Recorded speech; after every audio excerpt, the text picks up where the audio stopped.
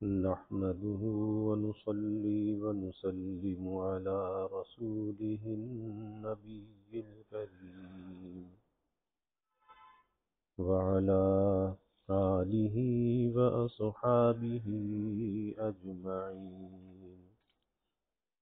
اللهم صل على سيدنا ومولانا محمد وعلى آل سيدنا ومولانا محمد وبارك وسلم صلاة وسلاما كثيرا كثيرا.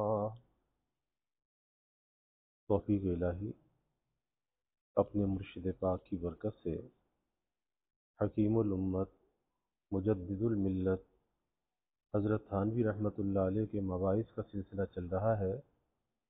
نقد اللبیب فی عقد الحبیب کے نام سے حضرت کا یہ بات چل رہا ہے، جس میں جمعے کے دن فجر کی نماز میں سورہ الف لام میم سجدہ اور سورہ دہر پر بات چل رہی تھی کہ اکثر لوگوں کو معلوم نہیں ہوتا کہ فجر کی نماز میں بھی سجدہ آتا ہے. تو اب جہاں پابندی کے ساتھ یہ نماز پڑھی جائے وہاں تو لوگوں کو پتہ ہوتا ہے، اور جہاں پر نہ ہو تو وہاں پھر لوگوں میں نماز کے اندر مغالطہ ہو جاتا ہے. کوئی امام نے سجدہ کیا، کوئی رکوع میں چلا گیا، امام نے کہا اللہ اکبر، وہ کہنے لگے پیچھے سے سمیع اللہ لمن حمیدہ. پیچھے والے سمجھے کہ یہ تو رکوع سے کھڑا ہوا تو امام اللہ اکبر کیوں کہہ رہا ہے.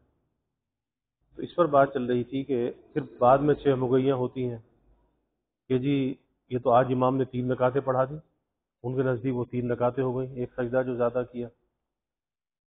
تو اس پر بات چل رہی تھی. فرماتے ہیں کہ ایک شخص بخارا کے بھی اس جماعت میں شریک تھے کہ مکہ مکرمہ کا واقعہ چل رہا تھا، اور اس زمانے میں حرم میں 4 مصلے ہوتے تھے، حنفی، شافعی، حنبلی اور مالکی، اور حرم میں مطاف میں 4 نمازیں بھی ہوتی تھیں، اور جو جس کے ساتھ جماعت میں شریک ہو جائے لوگ ہو جاتے تھے.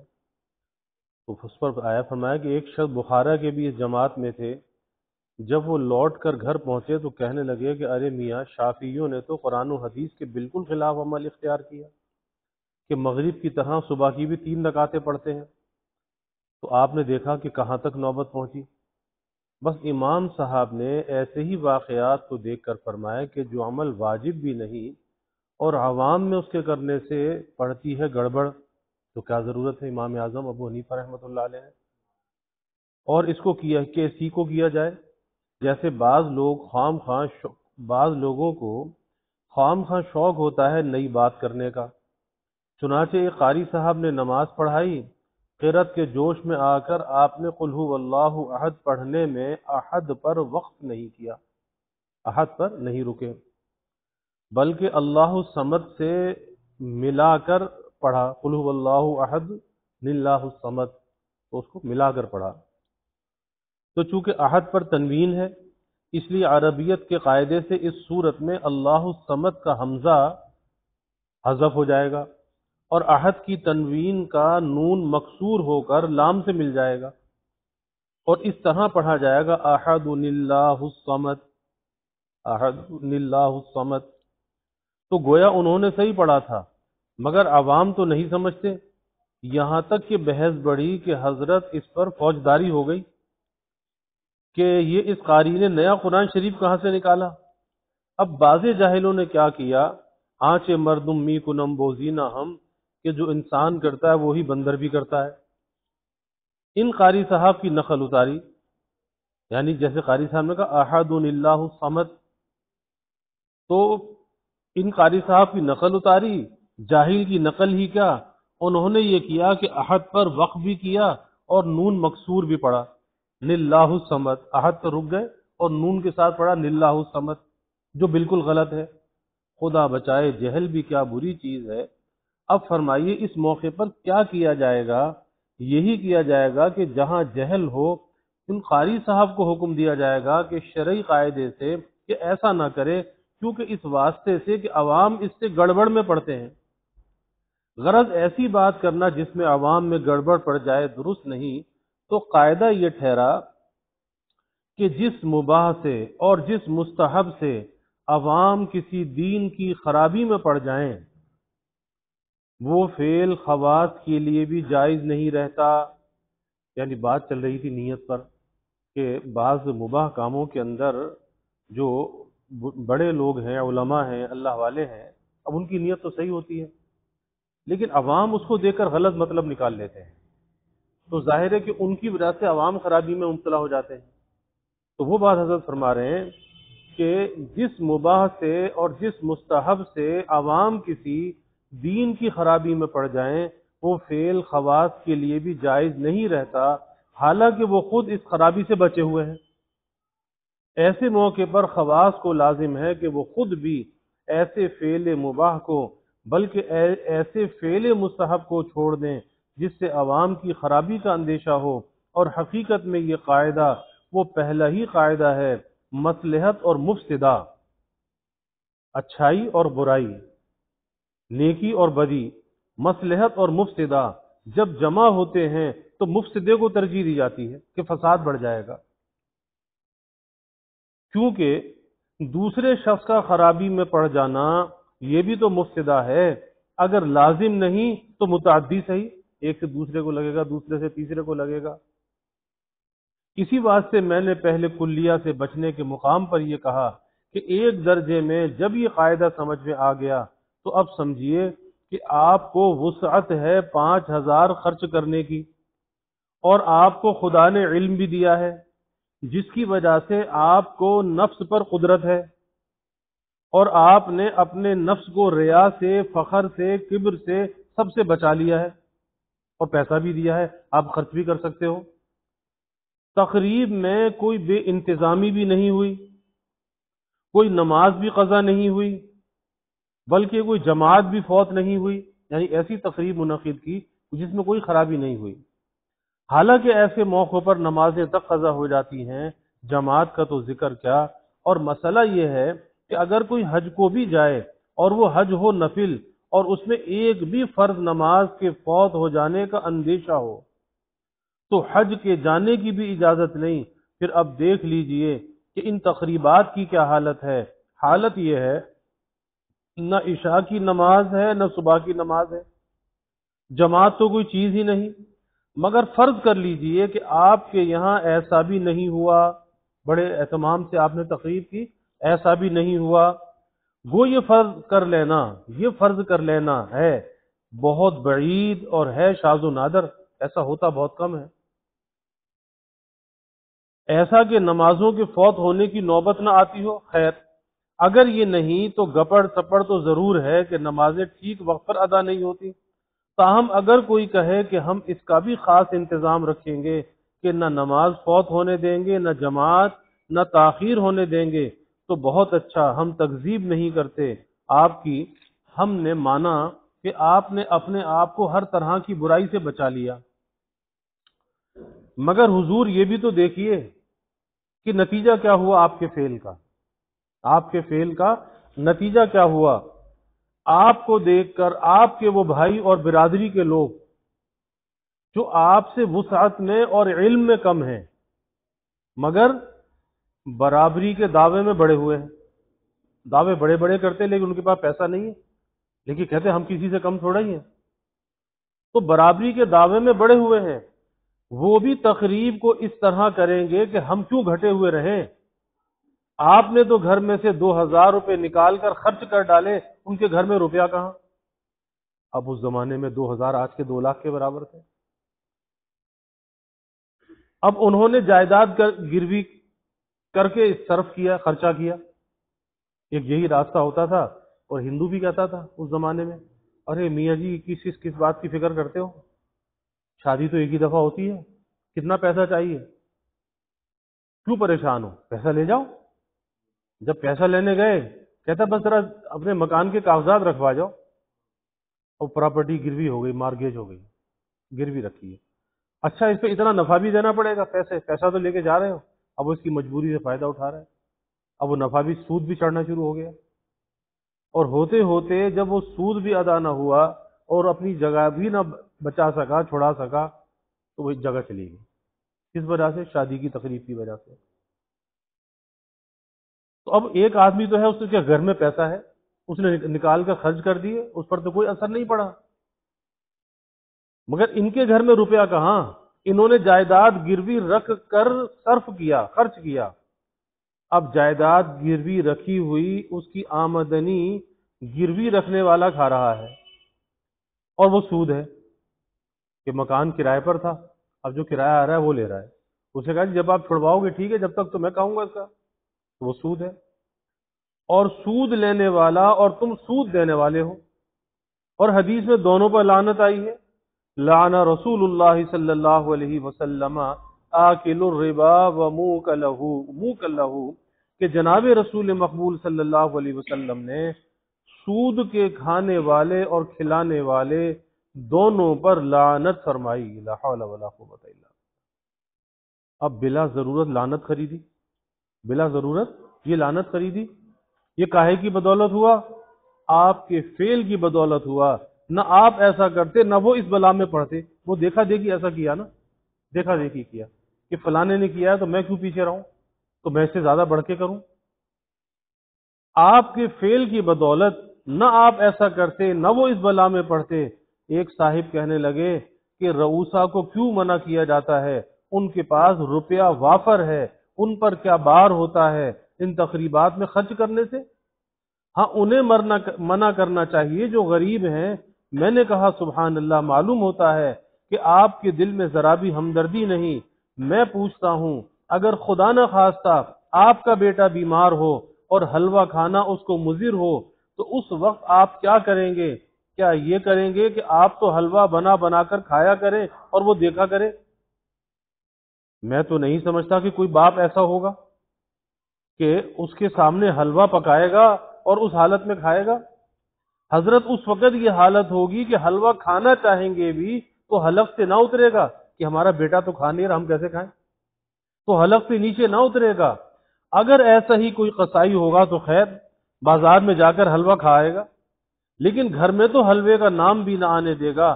آخر اس کی وجہ کیا؟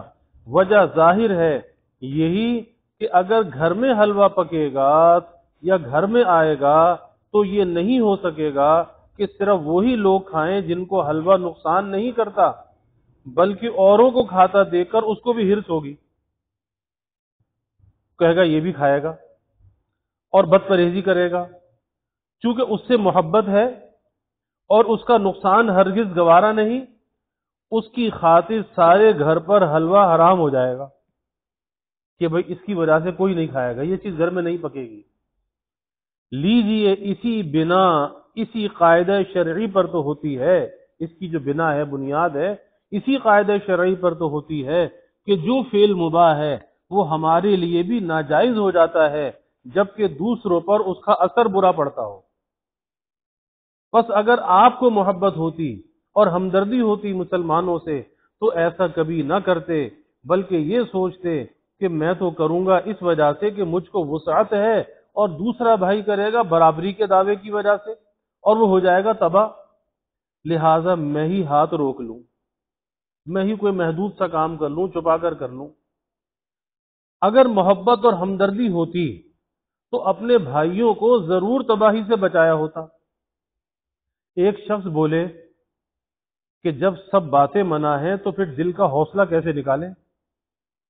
ہوتا ہے نا آدمی کہ بھئی دل چاہتا ہے کہ کوئی بڑا کام کرو، کوئی بڑی دعوت، کوئی بڑی تقریب، تو دل کا حوصلہ کیسے نکالیں؟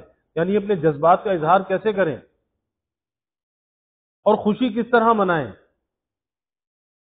میں نے کہا کہ 2-5 ہزار روپے غریبوں میں تقسیم کر دو،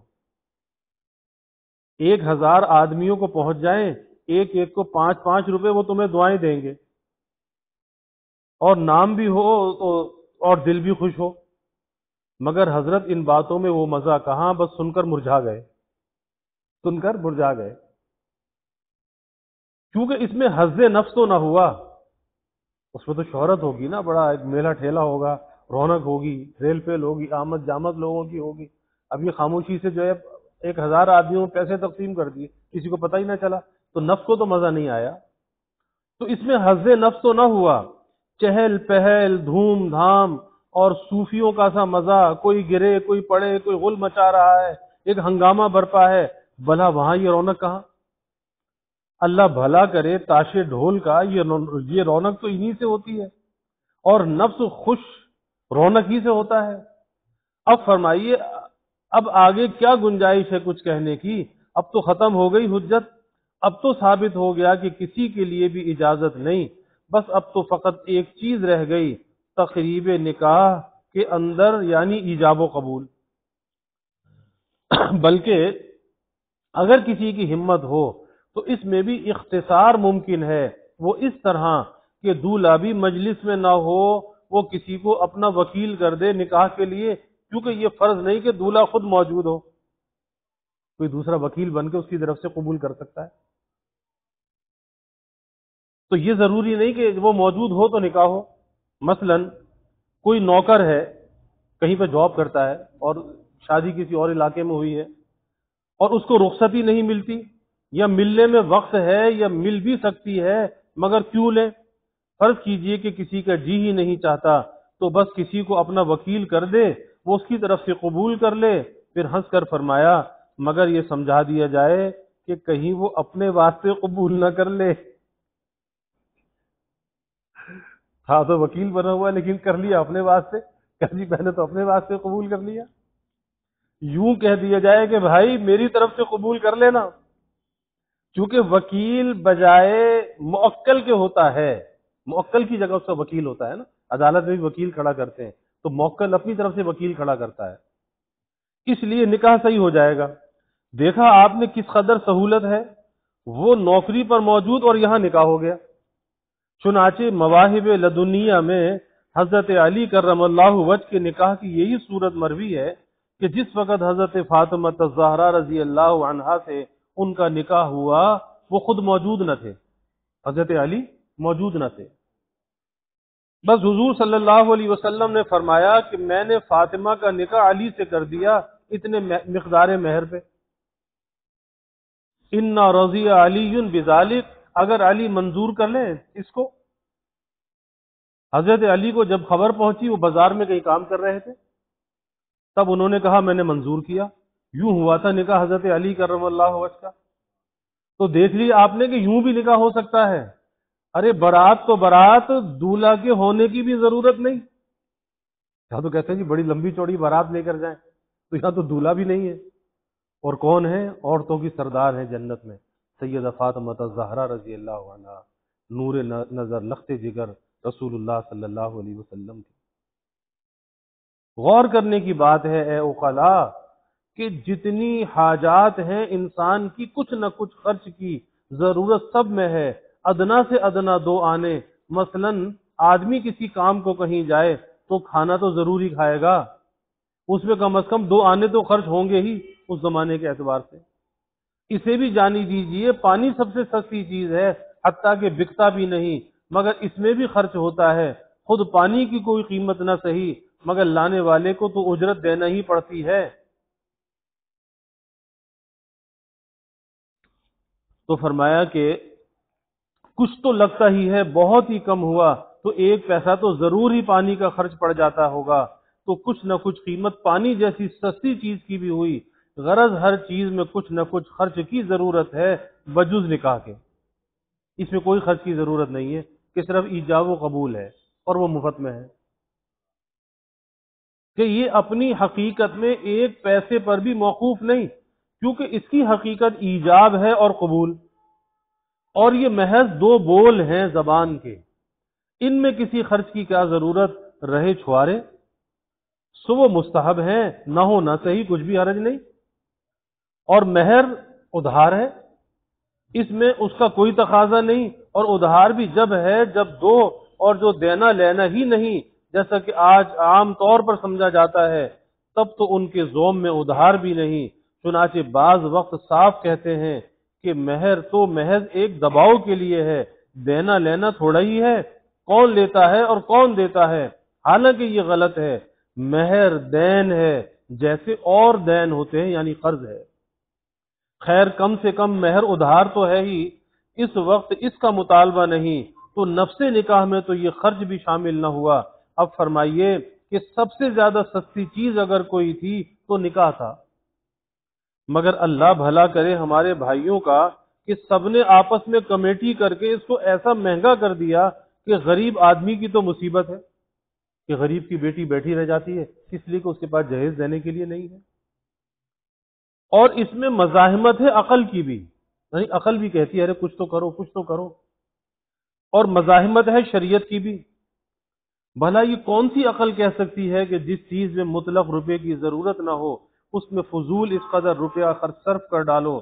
ادھر شریعت کہتی ہے اعظم النکاح برکت ایسرہ مؤمنۃ، کہ یعنی حدیث شریف میں آیا کہ وہ نکاح سب سے زیادہ برکت والا ہے جس میں سب سے کم خرچ ہو۔ اور یہ ارشاد ہے جناب رسول مقبول صلی اللہ علیہ وسلم کا، اس میں نکاح کے متعلق سارے خرچ آ گئے، حتیٰ کہ مہر کی کمی بھی، جس کی خصوصیت کے ساتھ بھی فضیلت وارد ہے۔ آج کل مہر کی زیادتی کو بڑا فخر سمجھا جاتا ہے۔ میری بھتیجی کے نکاح میں 5,000 کا مہر باندھا گیا، ایک رئیس تھے سندھ کے، وہ بھی نکاح میں شریک تھے، میرے یہاں آئے ہوئے تھے، انہوں نے سن کر بڑا تعجب کیا کہ اجی 5,000 اس قدر زیادہ، انہیں اتنے پر ہی تعجب ہوا، حالانکہ ہمارے پاس ایک قصبہ ہے جلال آباد، وہاں تو 1.25 لاکھ روپے کا مہر باندھا جاتا ہے۔ اس میں تو 5,000 سستا ہی ہے، مگر ان کے یہاں کے مقابلے میں یہ بہت مہنگا تھا۔ کہنے لگے اجی ہمارے یہاں تو ایک بکری یا ایک گائے یا 7-8 روپے، بہت سے بہت 10 روپے، بڑے بڑے رئیسوں کا یہی مہر ہوتا ہے۔ یعنی سندھ کی بات کی، کوئی سندھ کے رئیس تھے جو حضرت کے پاس گئے ہوئے تھے،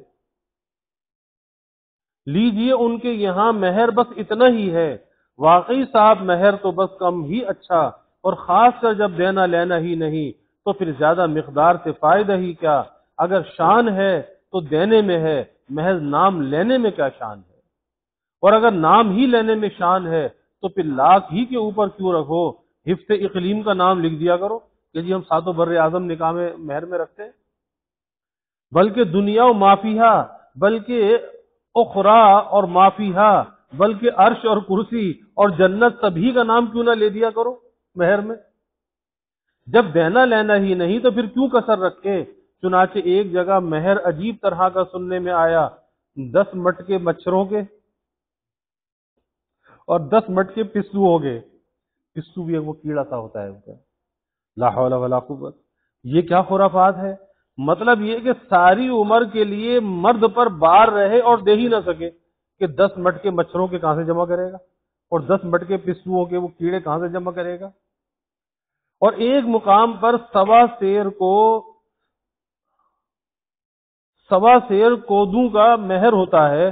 اس کو سن کر میں بڑا خوش ہوا کہ بہت ہی سستا مہر ہے، مگر اس کی تفسیر کی گئی کہ سستا نہیں ہے۔ سوا سیر کودوں سے مراد سوا سیر کودوں کا ناج نہیں، بلکہ اتنے روپے جتنے سوا سیر کودوں میں دانے ہوں۔ بھلا کیا ٹھکانہ ہے، سوا سیر کودوں میں تو لاکھوں ہی دانے ہوتے ہوں گے جن کا گننا بھی مشکل ہے۔ تو سوا سیر کودوں کے یہ معنی ہوئے کہ لاکھوں روپے۔ آپ ہی فرمائیے کہ یہ کیا محض رسوم قبیحہ ہیں؟ نہیں ہے تو کیا ہے؟ جی مہر نہ اتنا کم ہی ہو کہ لڑکی کی تحقیر ہو، نہ وسعت سے زیادہ ہو کہ دیا ہی نہ جا سکے۔ ہمارے حضور مقبول صلی اللہ علیہ وسلم کی ایک بیوی کا مہر 1100 بھی تھا، حساب سے صرف 3-4 روپے کم ہوتے ہیں 1100 سے۔ اگر بہت ہی بڑا فخر کرنا ہے تو 1100 کا مہر باندھ لو، مگر کوئی یہ خیال نہ کرے کہ یہ 1100 کا مہر زیادہ تھا، کیونکہ ایک بادشاہ تھے حبشہ کے، حضرت نجاشی، یہ نکاح حضور صلی اللہ علیہ وسلم کا انہوں نے کیا تھا، اور یہ مہر انہوں نے اپنے ہی ذمے رکھا تھا۔ تو دیکھیے ایک بادشاہ نے اپنے ذمے صرف 1100 روپے رکھے تو یہ بھی کوئی بڑی رقم نہ ہوئی۔ بادشاہ کے یہاں 11 لاکھ ہوتے، بادشاہ کے یہاں تو 11 لاکھ ہوتے۔ اگر ایسا ہی شوق ہے زیادہ مہر باندھنے کا تو خیر یہ مقدار 1100 کی بھی موجود ہے، مگر اتنا تو نہ بڑھاؤ کہ دیا ہی نہ جا سکے۔ رہی شان تو شان کو رہنے دو۔ کیا نعوذ باللہ ہم یہ دعویٰ کر سکتے ہیں کہ ہماری شان حضور مقبول صلی اللہ علیہ وسلم سے بھی زیادہ ہے؟ استغفر اللہ۔ خود حضرت عمر رضی اللہ عنہ فرماتے ہیں کہ اگر مہر کی زیادتی کوئی عزت کی بات ہوتی اگر مہر کی زیادتی کوئی عزت کی بات ہوتی تو جناب رسول مقبول صلی اللہ علیہ وسلم اس کے زیادہ مستحق تھے، اس عزت کے آپ کا مہر سب سے زیادہ ہوتا۔ واقعی بھلا حضور صلی اللہ علیہ وسلم سے زیادہ کون عزت والا ہو سکتا ہے؟ اور حضور صلی اللہ علیہ وسلم فقط دینی عزت میں ہی سب سے بڑے ہوئے نہ تھے بلکہ دنیاوی عزت میں بھی سب سے بڑے ہوئے تھے، اور صرف مسلمانوں ہی سے نہیں بلکہ غیر مسلم قوموں میں اور ظاہری ساز و سامان بھی حضور صلی اللہ علیہ وسلم کے پاس بعض دفعہ ایسا ہوا کہ بڑے بڑے بادشاہوں کو بھی نصیب نہیں ہوا۔ چنانچہ حج میں ایک دفعہ 100 اونٹ حضور صلی اللہ علیہ وسلم نے اکیلے قربانی کیے۔ ہم نے تو کسی بادشاہ کو بھی نہیں سنا کہ اکیلے 100 اونٹ کی قربانی کی ہو، اور 63 اونٹ خود حضور صلی اللہ علیہ وسلم نے اپنے دست مبارک سے ذبح فرمائے۔ اس سے حضور صلی اللہ علیہ وسلم کی قوت کا بھی اندازہ ہوتا ہے۔ ہمیں تو ایک چڑیا کا بھی ذبح کرنا مشکل ہوتا ہے، نہ کہ 63 اونٹ، اور ذبح کرنا بھی چھری پھیر کر نہیں بلکہ بھالے سے۔ اس زمانے میں عرب کے اندر یہی رسم تھی کہ بھالا گلے میں مارا جاتا تھا، اس کو نہر کہتے ہیں، وہ نہر کیا جاتا تھا، اور یہ بڑی طاقت کا کام ہے اس کو مارنا۔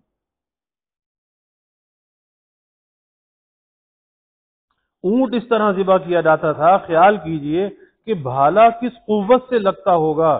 63 اونٹوں کا اس طرح ذبح کرنا یہ سہل بات نہیں۔ 63 کو خود ذبح فرمایا، بقیہ کو ذبح کرنے کے لیے حضرت علی رضی اللہ عنہ کے سپرد فرمایا، اور پورے 100 اونٹ کی قربانی فرمائی۔ اس کے متعلق ایک لطیفہ یاد آیا۔ روایت میں ہے کہ ان اونٹوں کی یہ حالت تھی کہ جب وہ اونٹ ذبح کیے جانے کے لیے ایک قطار میں کھڑے کیے گئے تو ہر اونٹ حضور صلی اللہ علیہ وسلم کی طرف جھک جھک کر بڑھتا تھا کہ پہلے مجھے ذبح کریں۔ ہائے، اس موقع پر مجھے وہ شعر یاد آیا: ہما آہران صحرا سر خود نہادہ برکب، با امید آنکھ روزے بشکار خواہی آمد۔ فرماتے ہیں کہ تمام جنگل کے ہرنوں نے اپنا سر ہتھیلی پر رکھ لیا اس امید پر کہ کسی دن تو شکار کو آئے گا۔ یہاں سے حضور صلی اللہ علیہ وسلم کی شان محبوبیت بھی معلوم ہوتی ہے کہ جانور بھی حضور صلی اللہ علیہ وسلم پر فدا تھے، اور اپنا ذبح ہونا حضور صلی اللہ علیہ وسلم کے دست کرم سے چاہتے تھے۔ معلوم ہوتا ہے کہ جانور بھی حضور صلی اللہ علیہ وسلم کو پہچانتے تھے، بلکہ جانور کیا، سب مخلوق حضور صلی اللہ علیہ وسلم کو پہچانتی تھی۔ صحیح روایت میں ہے، فرماتے ہیں جناب رسول مقبول صلی اللہ علیہ وسلم: میں ایک پتھر کو پہچانتا ہوں جو مجھ کو سلام کیا کرتا تھا۔ اس سے معلوم ہوا کہ پتھر بھی آپ کو پہچانتے تھے۔ پھر تعجب ہے کہ انسان نہ پہچانے، بالخصوص جو حضور صلی اللہ علیہ وسلم کے امتی ہونے کا دعویٰ رکھتے ہیں، اور یہ پہچاننا نہیں کہ لا الہ الا اللہ محمد الرسول اللہ زبان سے کہہ لیا۔ پہچاننا کہتے ہیں کسی کے حق پہچاننے کو، کہ اس کا حق ہمارے ذمہ کیا ہے۔ تو سنیے، حضور صلی اللہ علیہ وسلم کے 3 حق ہیں۔ ایک حق ہے محبت، ایک حق ہے عظمت، اور تیسرا حق ہے متابعت، یعنی آپ کی اطاعت۔ اب لوگوں نے کیا کیا؟ تجزیہ کیا ہے ان حقوق میں۔ بعضوں نے تو محبت لے لی، عظمت اور اطاعت کو نظر انداز کر دیا۔ بعضوں نے محض ظاہری عظمت کو کافی سمجھا اور محبت اور اطاعت کو کوئی سروکار نہ رکھا، اور بعضوں نے محض اطاعت پر قناعت کر لی، محبت اور عظمت کی تحصیل کے در پہ نہ ہوئے۔ حالانکہ حضور صلی اللہ علیہ وسلم کے تینوں حقوق کا ادا کرنا یکساں طور پر ضروری ہے۔ حضور صلی اللہ علیہ وسلم کے ہر حق کا ادا کرنا واجب ہے، محبت کا بھی، عظمت کا بھی، اور متابعت یعنی اتباع کا بھی۔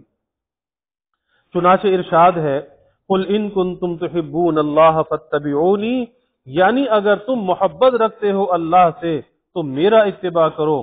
تو معلوم ہوا کہ محبت کے ساتھ اتباع بھی ضروری ہے، اور سچ تو یہ ہے کہ محبت تو وہی ہے جس کے ساتھ اتباع بھی ہو۔ محبت تو وہی ہے جس کے ساتھ اتباع بھی ہو۔ ورنہ محبت بلا اتباع تو وہی محبت ہے کہ گھر بار میں سب تمہارا مگر کوٹھی کھٹلے کو ہاتھ نہ لگانا. ایک کہاوت ہے کہ گھر بار سب تمہارا مگر کوٹھی کھٹلے کو ہاتھ نہ لگانا، یعنی یہ کہتے ہیں نا یہ سب تمہارا ہے لیکن کیا کسی چیز کو ہاتھ مت لگانا. اور یہ تعلق بلا اتباع تو وہی تعلق ہے کہ جس کو کہا گر جاں طلبی مذائقہ نیز وزر طلبی سخن دریس، کہ اگر جان مانگو تو مذائقہ نہیں اور مال مانگو تو اس میں کلام ہے.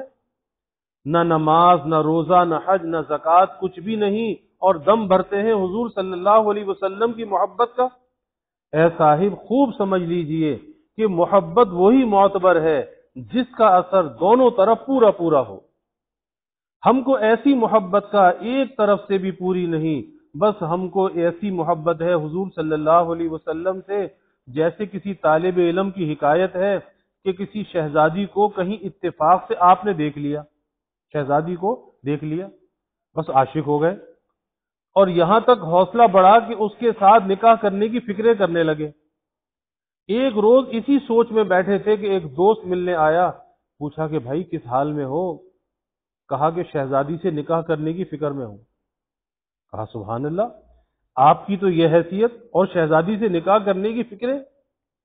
طالب علم نے کہا کہ میاں آدھا سامان تو ہو بھی چکا، صرف آدھا سامان باقی.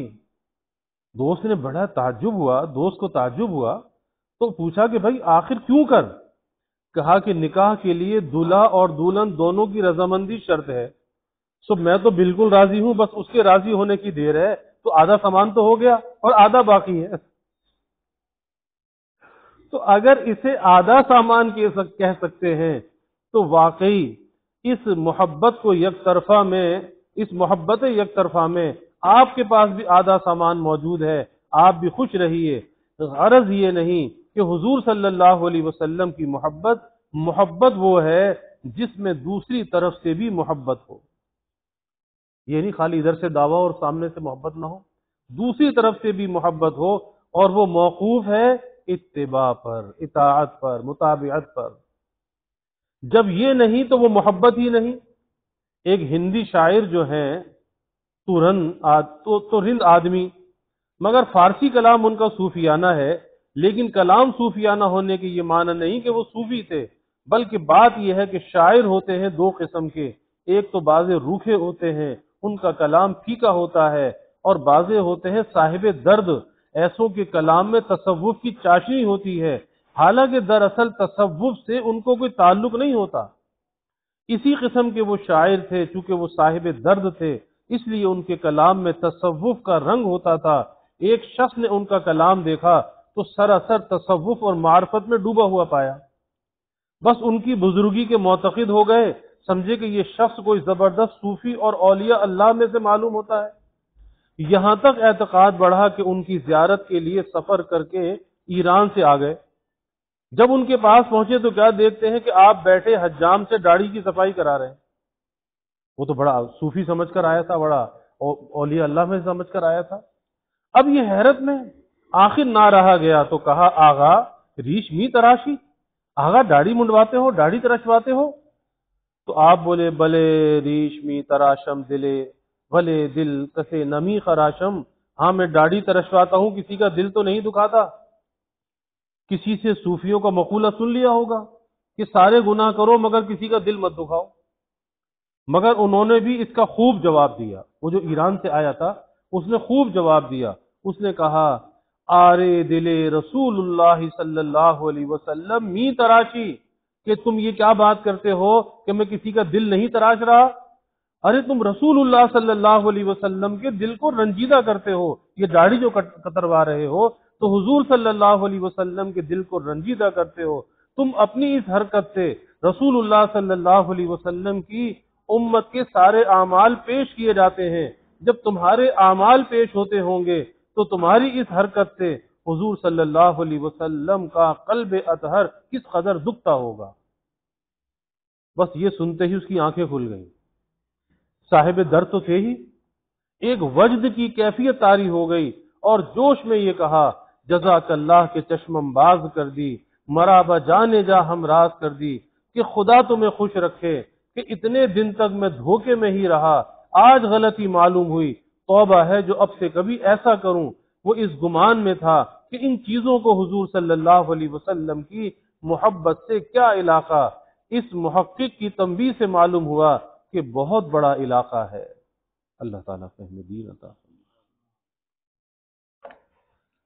الحمد للہ رب العالمین والعاقبۃ للمتقین والصلاة والسلام علی اشرف الانبیاء والمرسلین اللہم صل علی سیدنا و مولانا محمد وعلی آل سیدنا و مولانا محمد وبارک وسلم۔